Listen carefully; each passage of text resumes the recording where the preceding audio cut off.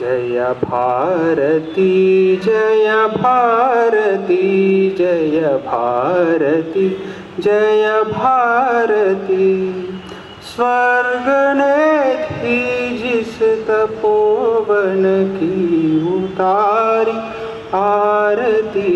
जय भारती जय भारती जय भारती जय भारती। ज्ञान रवि किरणे जहाँ फूटी प्रथम विस्तृत भुवन में। साम्य सेवा भावना सरसी झकिल प्रत्येक मन में। मृत्यु को भी जो अमर गीता गिरा ललकारती। जय भारती जय भारती जय भारती जय भारती। ध्यान में तन्मय जहाँ योगस्थ शिव सा है हिमालय। कर रही झंकार पारावार वीणा दिव्य व्यय। कोटि जन्मों के अधों को जाह्नवी है तारती। जय भारती जय भारती जय भारती जय भारती। कंस सूदन का सुदर्शन राम केशर भीम भैरव। त्याग राणा का शिवा का नीति बंधा का समर रव। ज्वाल जौहर की शिखा जिसकी विजय उच्चारती। जय भारती जय भारती जय भारती जय भारती। स्वर्ग ने थी जिस तपोवन की उतारी आरती। जय भारती जय भारती जय भारती जय भारती। जी और श्री आयुष की और यहाँ उपस्थित सभी कार्यकर्ताओं को मेरा प्रणाम। यहाँ उपस्थित और सारे मेहमानों को भी मेरा सत प्रणाम। मुझे बहुत खुशी हुई आज कई सालों के बाद इस फंक्शन में शामिल होने का मौका मिला है। हम बचपन में जब रुकने की छुट्टी में हैदराबाद आते थे तो हमारे घर के पीछे ही दावड़े स्कूल था। वहाँ पे शाखा चलती थी शाम में। तो हर रोज शाम में हम शाखा में बहुत खुशी से जाते थे। कम से कम 2 महीने पूरे समर हॉलीडे हम शाखा में जाते थे। पर समर हॉलीडेज होने के बाद महाराष्ट्र में हमारे पिताजी का जहाँ ट्रांसफर होता था वहां चले जाते थे। तो ये शाखा के साथ हमारा रिश्ता ऐसा टूटते टूटते बनता गया। उसके बाद हम पढ़ाई में व्यस्त हो गए। फिर हम जब प्रैक्टिस के लिए यहाँ आए और भी व्यस्त हो गए। फिर जब मैं जज बना कुछ साल पहले, मोहन भागवत जी यहाँ आए। अब तो मैं समझता हूँ डाउरी स्कूल में शाखा नहीं होती।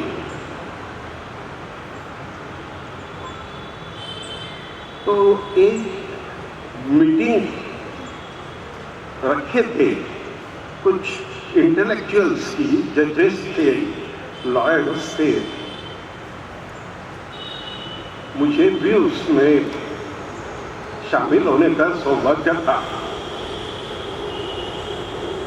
मोहन भागवत जी ने हम सबको शाखा के बारे में, आरएसएस के कार्यों के बारे में बताया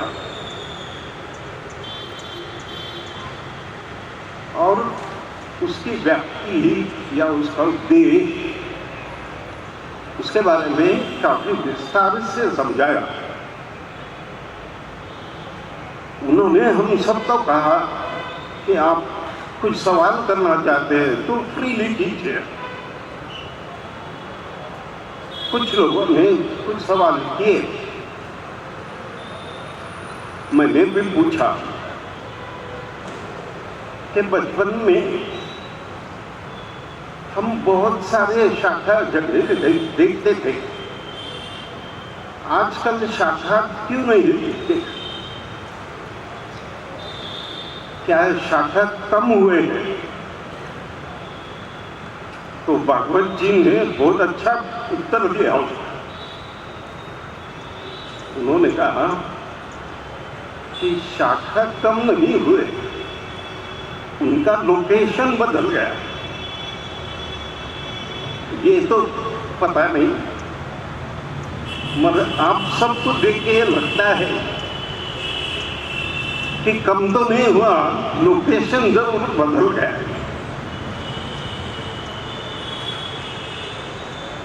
तो ये जो विस्तार है, इससे बहुत खुशी महसूस होती है। आप सबको विजयदशमी की बहुत बहुत शुभकामनाएं। नमस्कार।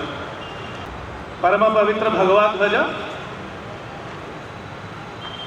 आज के इस कार्यक्रम में पधारे मुख्य अतिथि जस्टिस विलास जी अफजलपुरकर जी, भाग के माननीय संघचालक डॉक्टर प्रवीण जी, कार्यक्रम में पधारे अन्य अधिकारी, ज्येष्ठ कार्यकर्ता बंधु, माता भगिनी, इस बरकतपुरा भाग में निवास करते हुए पूर्व प्रमुख और आत्मीय स्वयंसेवक बंधु, आप सबको विजयदशमी उत्सव की शुभकामनाएं।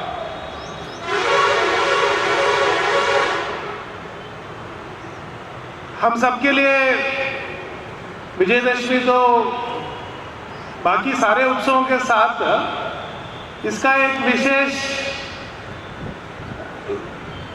उत्सव की तरह भी हम मनाते हैं संघ में, क्योंकि आज के दिन संघ का प्रारंभ हुआ 1925 में। तो हर वर्ष विजयदशमी के दिन पूजनीय सरसंघ चालक जी का जो उद्बोधन नागपुर से होता है, उसको सुनने के लिए उत्सुक भी रहते हैं। उत्सुक इसलिए रहते हैं कि आने वाले वर्षों में हमको क्या करना है, इसका दिशा दर्शन हमको वहाँ पर मिलता है। सारे देश को ही उद्बोधन करते हैं, लेकिन स्वयंसेवकों के ऊपर एक विशेष जिम्मेदारी यह भी रहती है कि जो दायित्व, जो मार्गदर्शन वहाँ से मिलता है, उसको हम अपने जीवन में उतारें, इसके लिए प्रयास भी चलता है। तो पिछले वर्ष जो पूजनीय सरसंघ चालक जी ने नागपुर से बताया, उसकी समीक्षा करने का दिन भी आज ही है कि पिछले एक वर्ष में उस मार्गदर्शन जो मिला उसको हम अपने जीवन में कितना उतार सके। इसके लिए पहला पूर्व शर्त यह है कि हमने वो बौद्धिक सुनी या पढ़ी होगी, तभी तो फिर उसको उतारने का प्रयास कर सकते। अगर नहीं करी है तो परसों फिर विजयदशमी का जो उद्बोधन होगा उसको जरूर सब लोग अवश्य सुने या फिर बाद में उसके बाद में पढ़े। हिंदू समाज में जो अनेक उत्सव मनते होते हैं, उसके ऊपर एक पुस्तक ऐसा व्रत चिंतामणि ऐसा करके एक पुस्तक है, ऐसा बोलते हैं। उसमें ऐसे बोल रहे हैं कि हजारों व्रत महोत्सवों के बारे में उसमें उल्लेख है।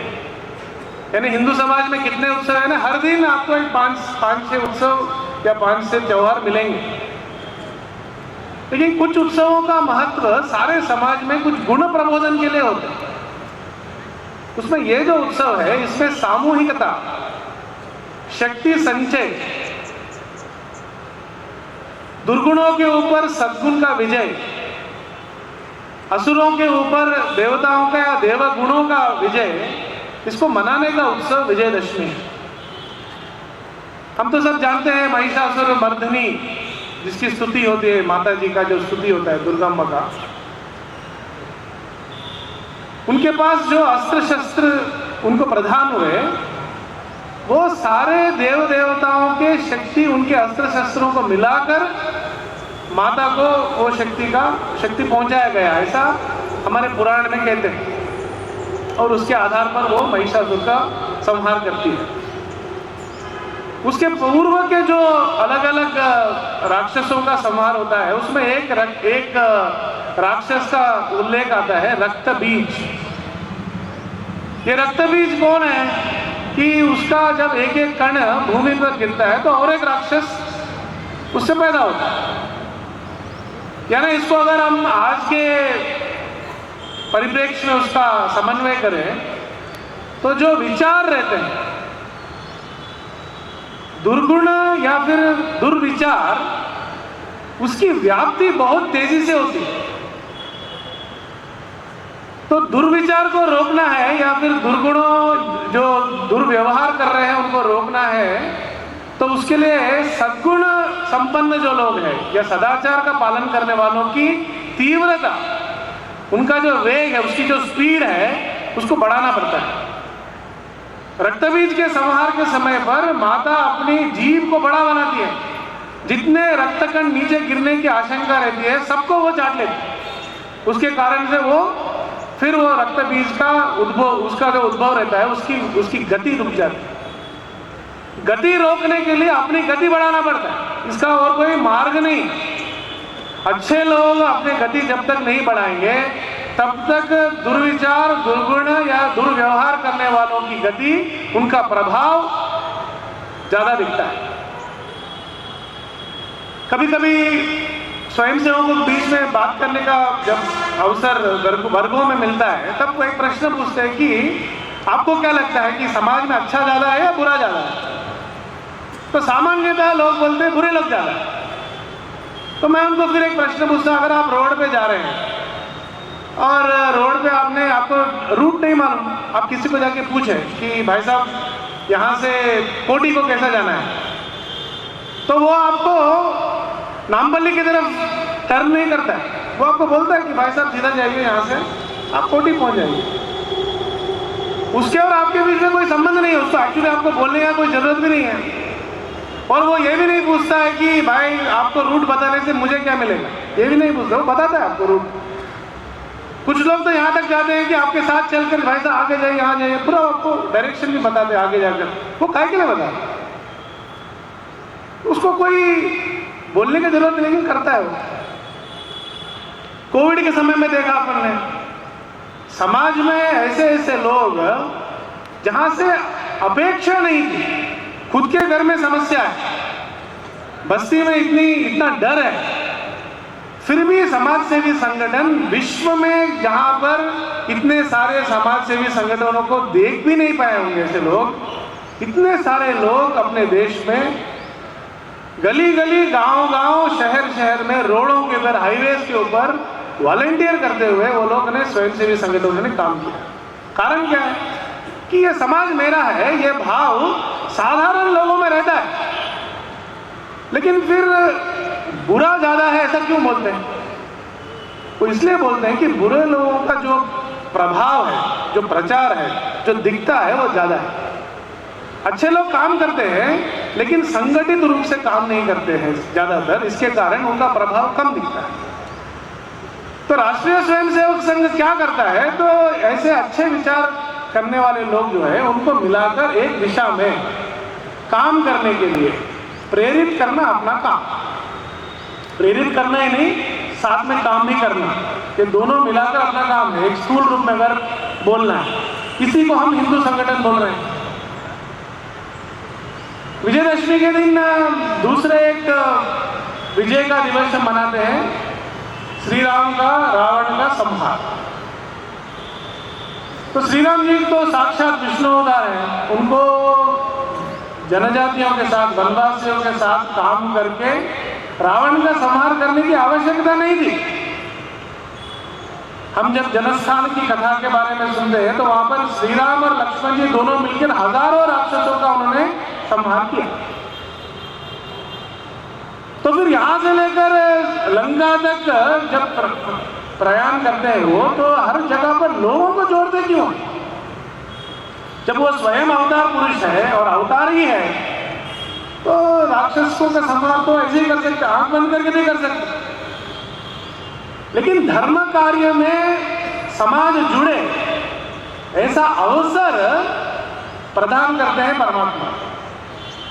तो जब जब धर्म को ग्लानि पहुंचती है, धर्म का पतन होता है, तब तब अच्छे विचार के लोगों को मिलकर काम करने का अवसर वो परमात्मा देता है।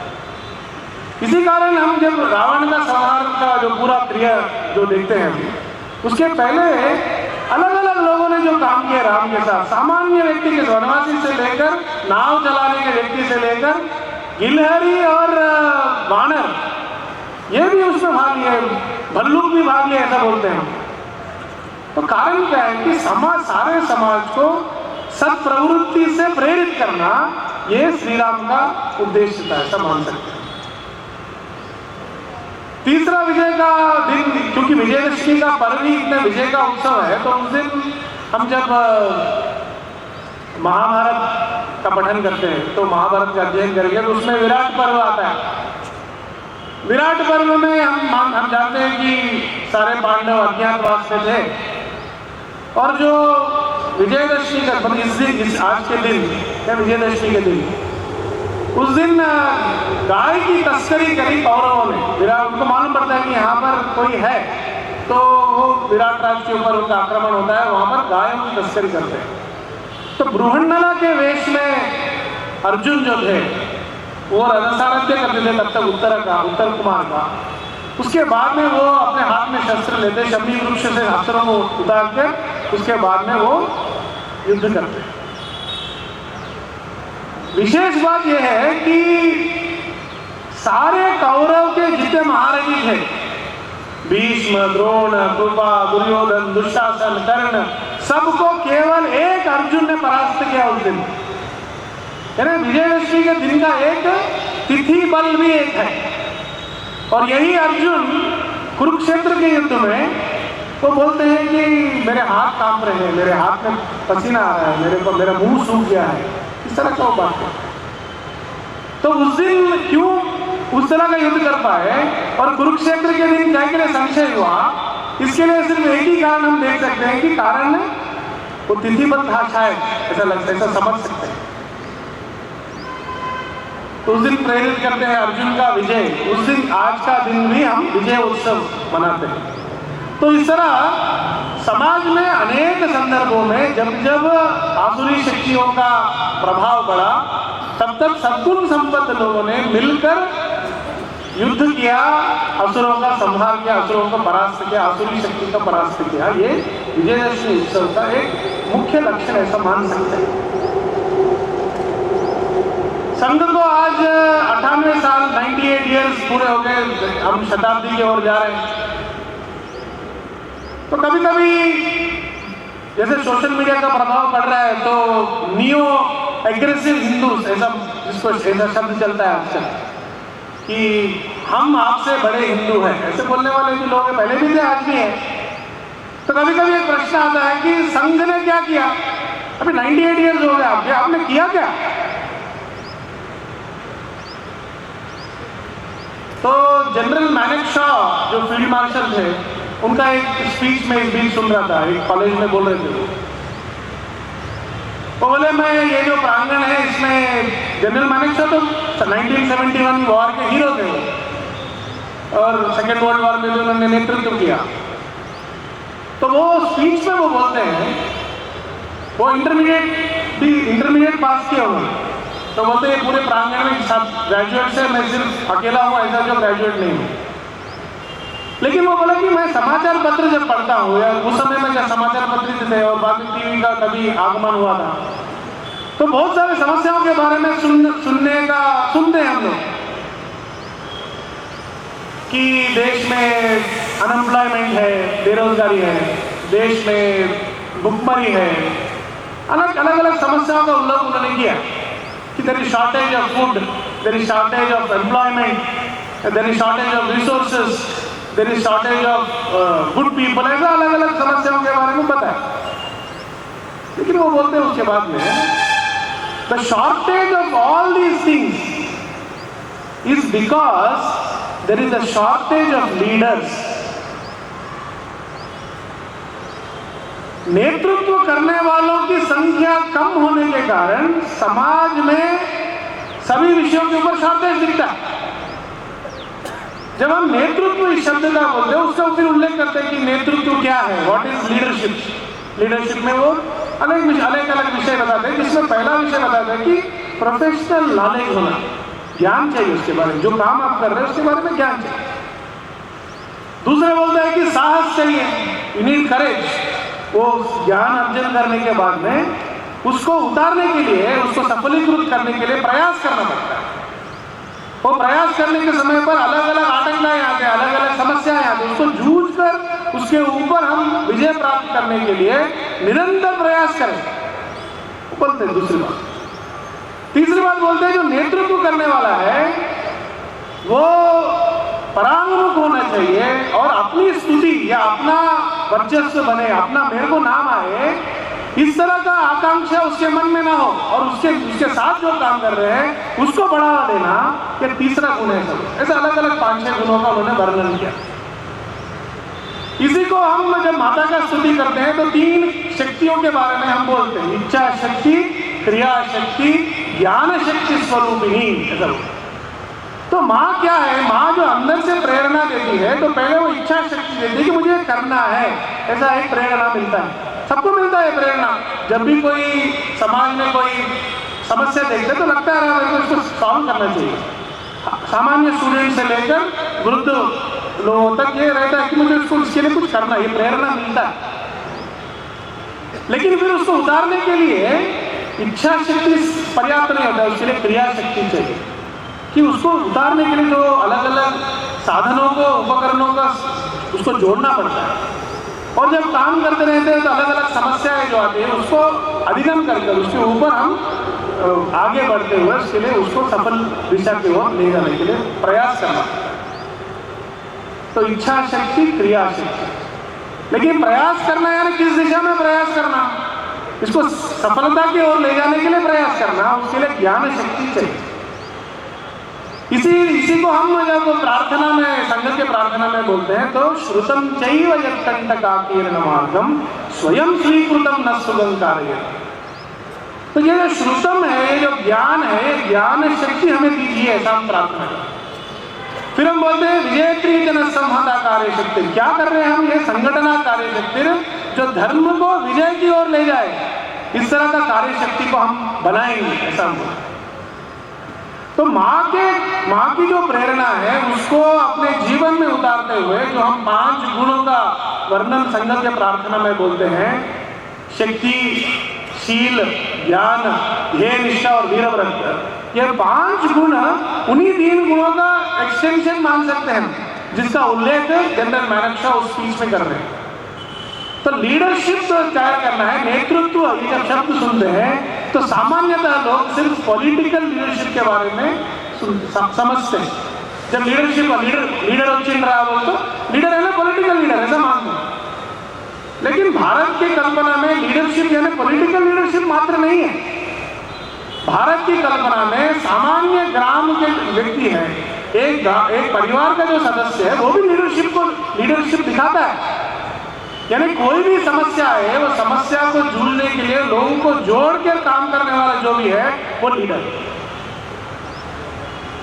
एक बालकृष्ण मेनन करके कम्युनिस्ट लीडर रहे, इसके पहले अमृत वचन में जो दत्तोपंत जी का अमृत वचन पढ़ा गया, दत्तोपंत जी मेंबर ऑफ पार्लियामेंट भी थे, संघ के प्रचारक थे। मेंबर ऑफ पार्लियामेंट जब थे वो तब बताया उन्होंने कि एक चर्चा चल रही थी और एक कम्युनिस्ट लीडर के साथ में और कुछ कांग्रेस के जो नेता थे उनके साथ में बात चल रहा था। किसके बारे में? डॉक्टर हेडगेवार जो संघ के संस्थापक है उनके बारे में चर्चा चल रही है। तो बाकी लोग उस समय के जो नेता थे वो लोग कुछ हेडगेवार से भी बात कर रहे थे डॉक्टर हेडगेवार जी के ऊपर। तब वो कम्युनिस्ट लीडर बालकृष्ण मेनन बोलता है, The greatness of a leader can be measured by the length of his shadow on the future.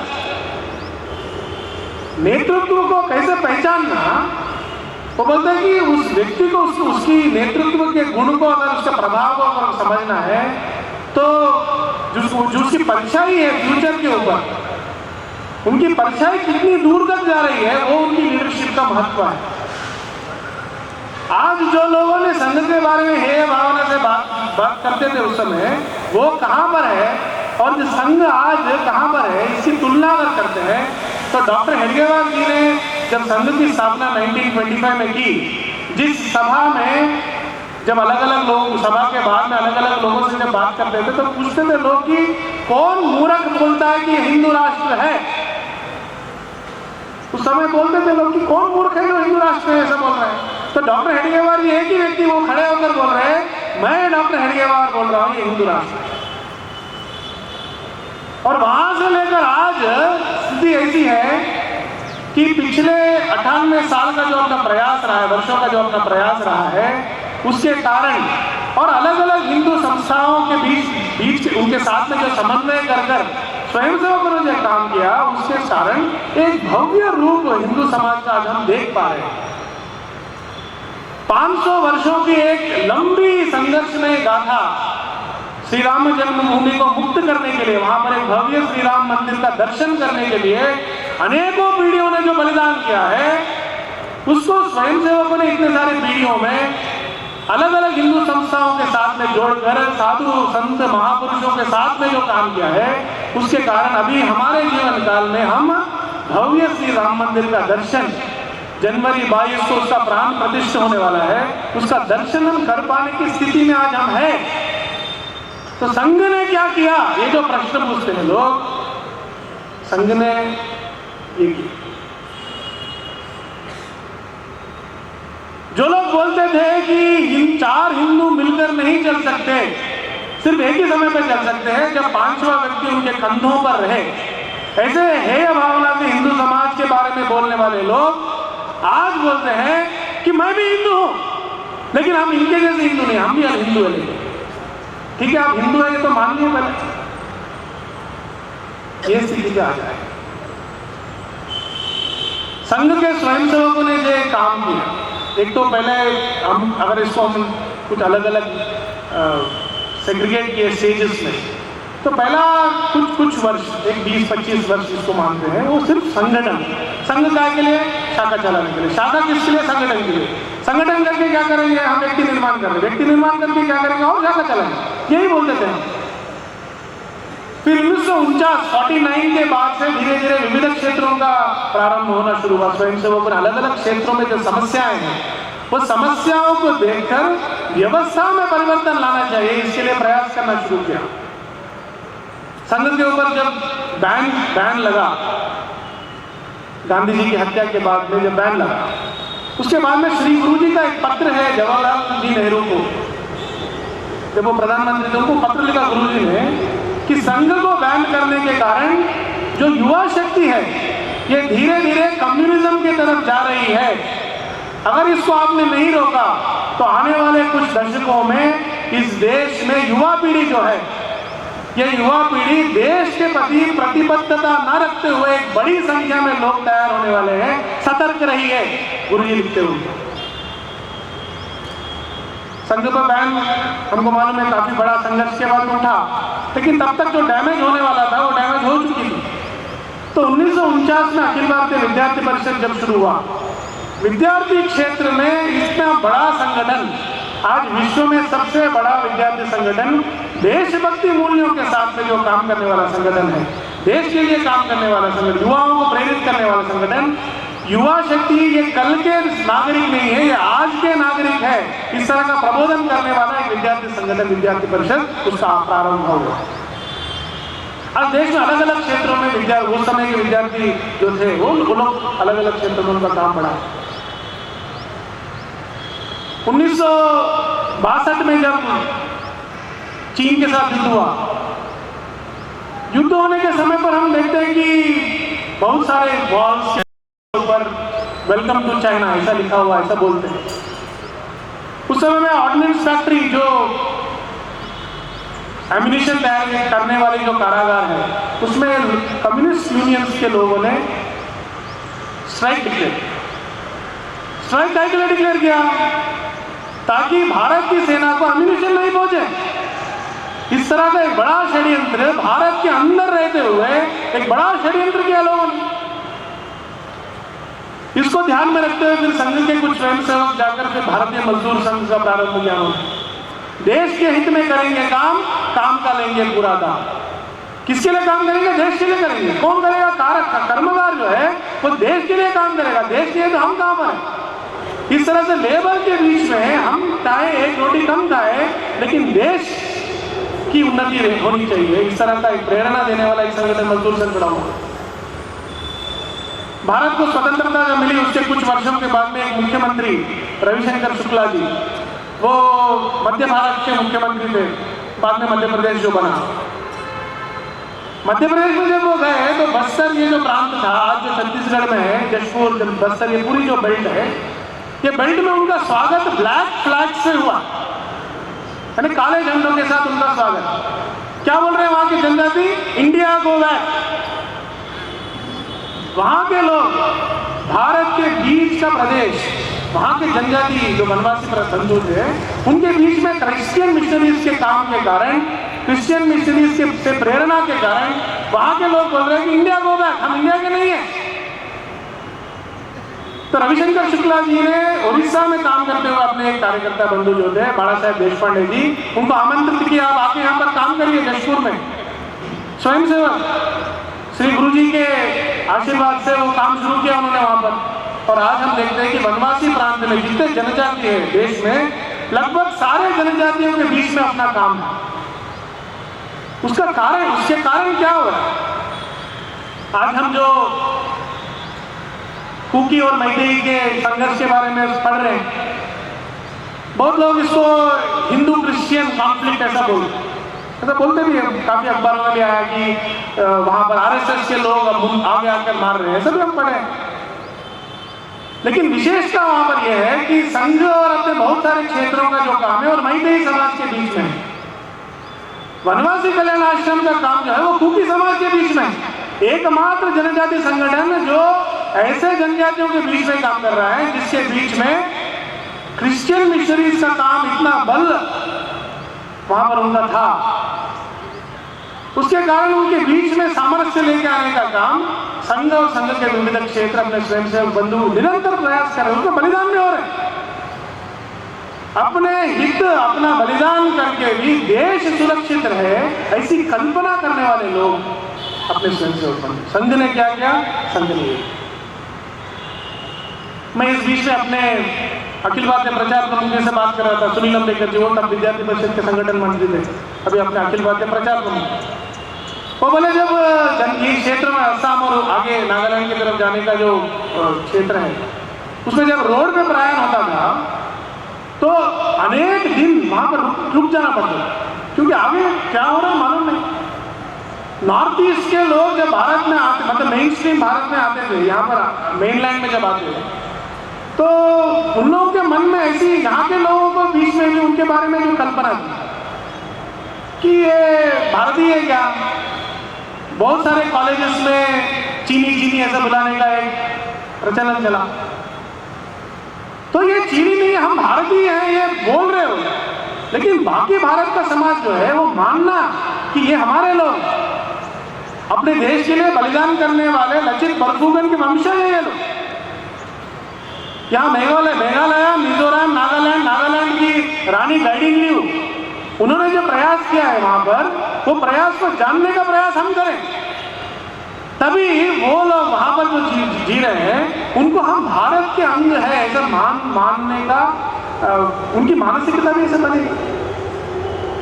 तो इसके लिए अलग अलग कार्यक्रम, अलग अलग प्रयोग, वहाँ के लोग यहाँ आना, यहाँ के लोग वहाँ जाना, ये प्रयास निरंतर संघ करने के कारण आज समग्र भारत के बीच में ये जो कंटिन्यूटी है, कनेक्टिविटी है और कंटिन्यूटी, इसके बारे में एक अच्छा दृश्य हम देख पा रहे हैं।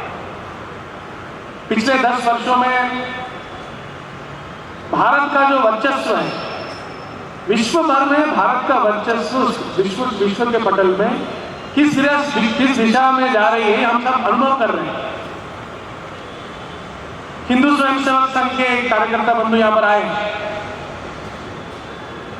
HSS में जो अपने वहां पर स्वयंसेवक यहाँ से जो गए हैं, वहां पर जो काम करते हैं, वो लोग बोल रहे हैं कि आज विश्व भर में जहां भी जाते हैं तो लोग पूछते हैं आप भारत से हैं।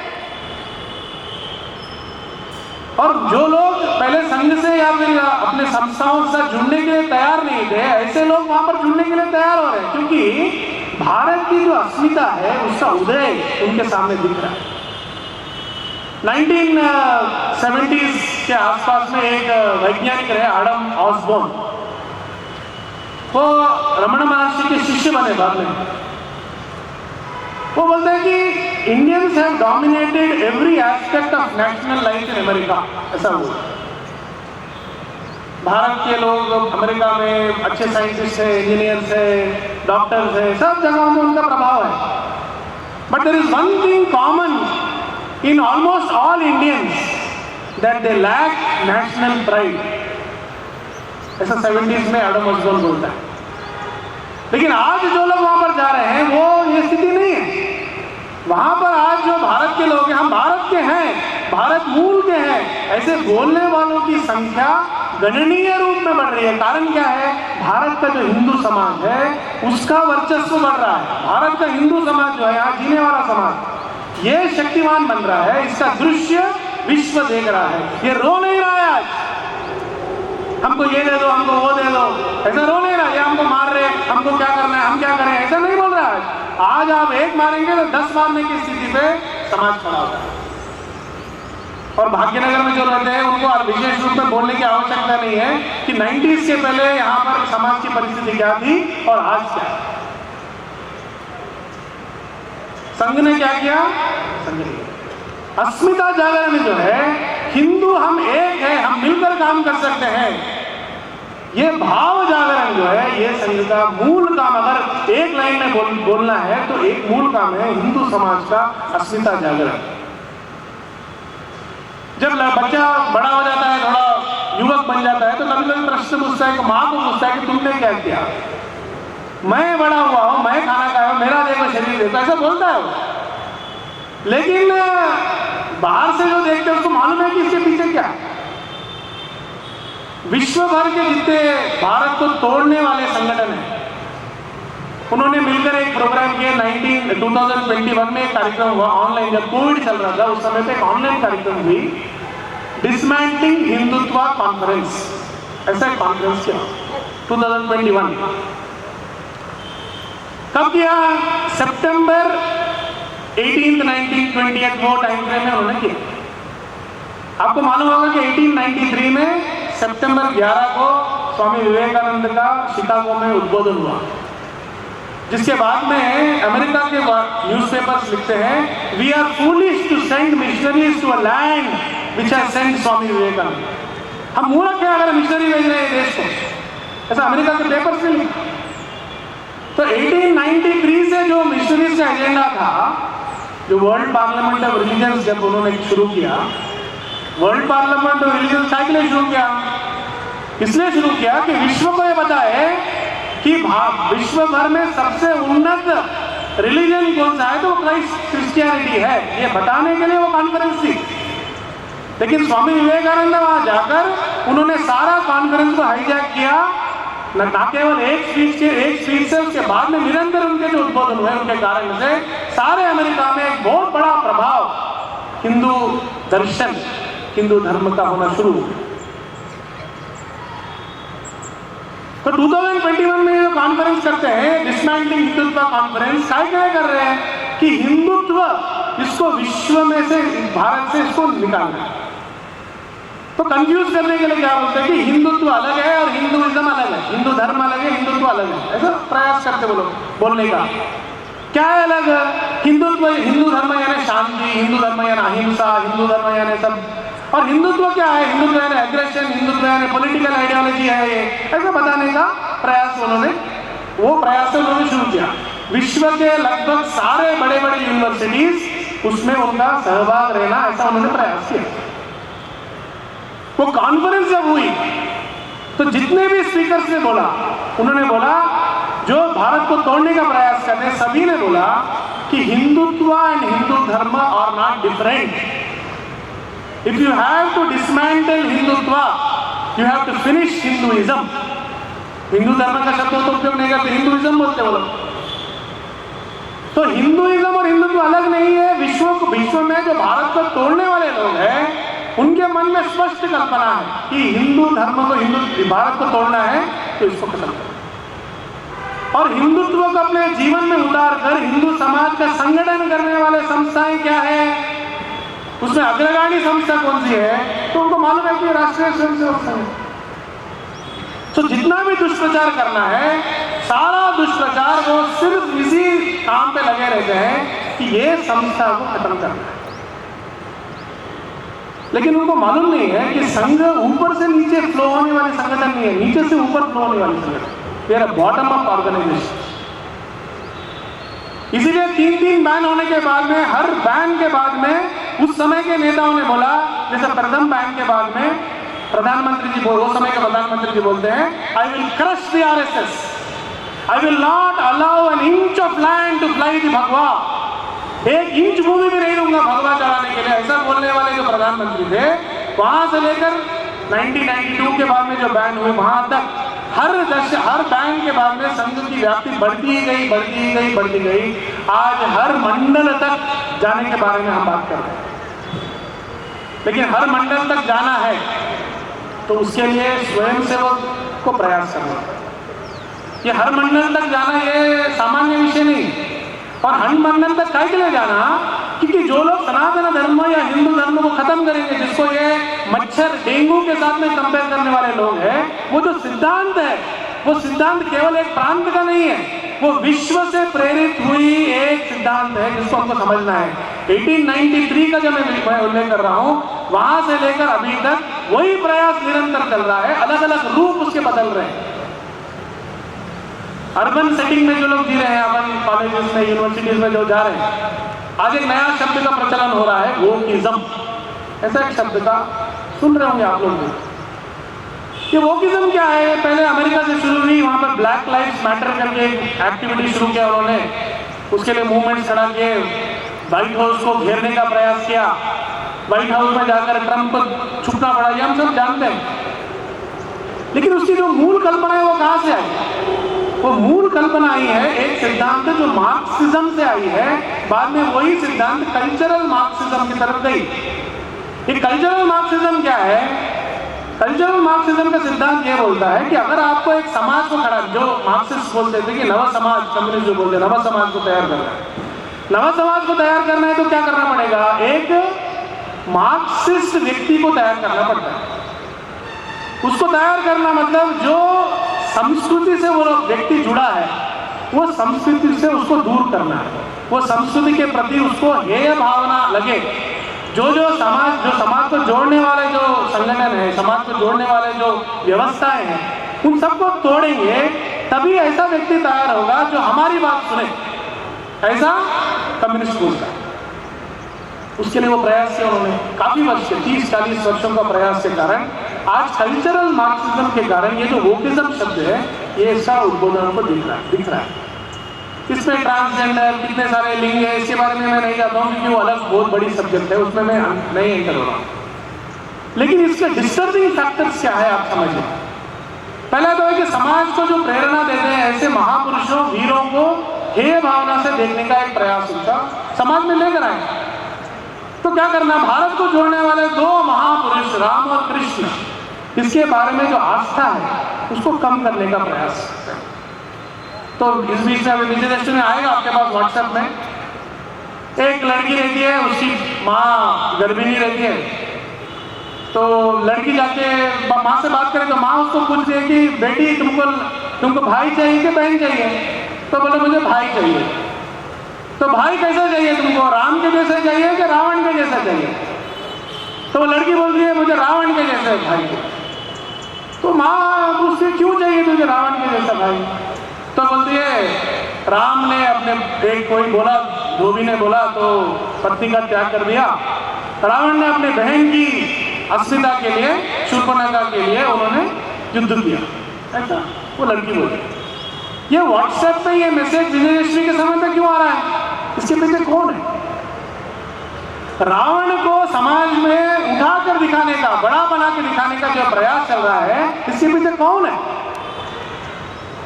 रावण के बारे में जब अगर रामायण में पढ़ेंगे तो रावण वो सीरियल रेपिस्ट, इतने सारे स्त्रियों का मान भंग वो व्यक्ति ने किया, और उसके बारे में जब बोल रहे हैं तो उसको स्तुति कर रहे हैं।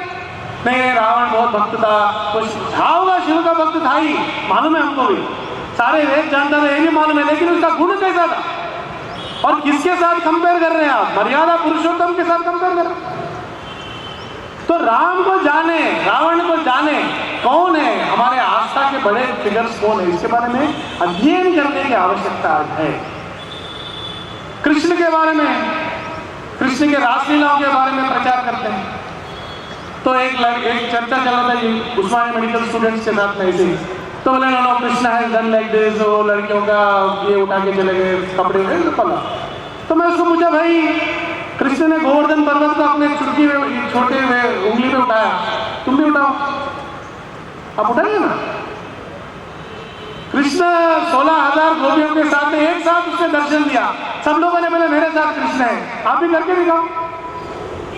तो जब कंपेयर कर रहे हैं तो किसके साथ कंपेयर कर रहे हैं? लेकिन एक समय में आप बोल रहे हैं कि राम मिथिकल, राम नहीं था, कृष्ण नहीं था, एक समय में वो बोल रहे हैं, दूसरे समय पे आप ये बोल रहे हैं कि वो ऐसा था वैसा था। अरे आप एक तो फिक्स हो जाओ कि वो थे कि नहीं। अगर वो थे तो हमारे साथ चर्चा करें, अगर नहीं थे तो फिर अलग डिस्कशन अलग हो गई। तो ये जो वोकिज्म है, कल्चरल मार्क्सिज्म है, ये हर एक विषय के ऊपर हिंदू समाज को तोड़ने के लिए जो करना है उसकी दिशा में प्रेरित करना। समाज का जो सबसे छोटा अंग, संगठन का सबसे छोटा अंग जो है अपना, और सबसे बलशाली अंग जो है तो अपना हिंदू समाज का परिवार व्यवस्था है। इतिहास साक्षी है कि जहां जहां पर परिवार टूटे हैं वो समाज खत्म हो गया। आज अमेरिका की परिस्थिति इस स्थिति में काहे के लिए है कि समाज पूरी इतनी अर्थव्यवस्था में क्यों है? कारण ये कि परिवार ही नहीं है। लगभग 60% बच्चे बच्चियां एक सिंगल पेरेंट के साथ जी रहे हैं। वो पूरा अलग डायरेक्शन में डिस्कशन है, लेकिन उसके बारे में थोड़ा अध्ययन करें कि परिवार को बचाने के लिए करना क्या है। तो परिवार को तोड़ने के लिए क्या चल रहा है? एक शब्द का प्रचलन चल रहा है कि पेट्रियार्की, यानी ये पुरुषाधिक्य समाज है, यहाँ पर महिलाओं का शोषण होता है, यहाँ पर महिलाओं की बात नहीं चलती है, ऐसा बहुत प्रचार किया। यहाँ जितने बैठे हैं सब लोग अपने घर के तरफ घूम के देखिए कि घर में किसकी चलती है। ये भारत की विशेषता है। भारत में जब हम भारत स्वतंत्र हुआ,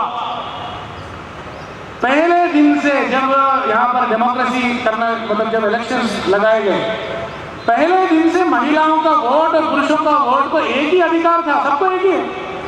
इसके ऊपर चर्चा ही नहीं थी कभी कि महिलाओं को वोट का अधिकार देना है कि नहीं। आपको आश्चर्य होगा कि विश्व में अनेक देश ऐसे हैं जो आज जो डेवलप्ड कंट्रीज ऐसा मान रहे हैं, वो सारे देशों में कुछ दशकों तक महिलाओं को संघर्ष करना पड़ा वोट लेने के लिए। और भारत में स्थिति ऐसी काहे के लिए थी? क्योंकि भारत में महिला का जो स्थान है और पुरुष का जो स्थान है, इसको हम अर्धनारीश्वर के रूप में देखते हैं कि कोई परिवार दोनों के बिना नहीं चलता है। व्यक्ति में दोनों तरह के गुण होते हैं। तो ये जो समाज को निभाने का जो प्रयास चल रहा है, समाज को खड़ा करने के लिए जो काम करना है, उसका जो सबसे छोटा घटक अपना है वो परिवार है। परिवार में जो लोग बाहर से प्रयास कर रहे हैं तोड़ने के लिए, इसके प्रति जागरूक बने और ऐसे परिवारों की जो श्रृंखला है, यही समाज बनता है। तो जब हम हिंदू संगठन का विषय के बारे में बात करते हैं तो अपने परिवार को संगठित करें।